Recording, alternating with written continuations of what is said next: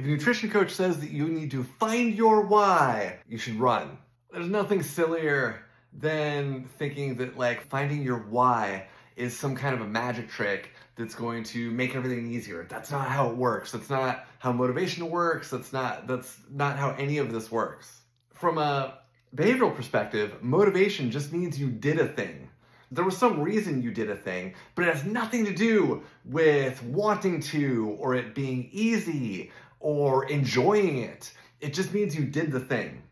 And so if we're thinking about motivation in terms of like doing things, then this sort of like mythology out there that like finding your why will make everything easier and enjoyable and effortless is actually setting you up to fail.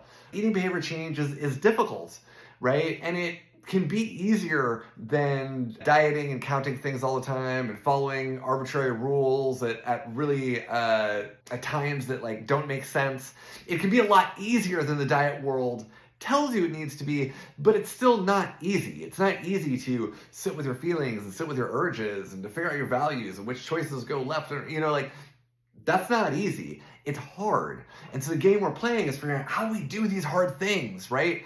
And so finding your why is ridiculous. When I talk about like figuring out your values, it's not like finding your why.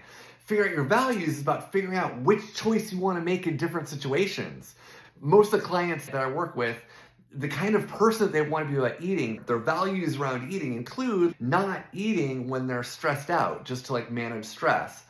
That's hard. The values help them know, oh, this isn't that time to eat the cookie. But at the same time, their values might include like having the cookies with their kids, or getting the pizza with their best friends, or having the glass of wine on date night. Those things, if you're brought up with a lot of diet rules in your life, that can be hard to like loosen up that much and have a reasonable amount of those things, not treat it like a free day. This is all hard.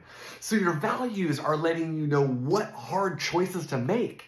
They aren't a magic trick to make it easier. Finding your why is like some other magical thing. Your values are like, do I go left or do I go right? And then you build the skills to do those hard things around, like when you know what those hard things are, you build the skills around those choices. You build your skill plan around how to be successful with these different hard choices that you want to make.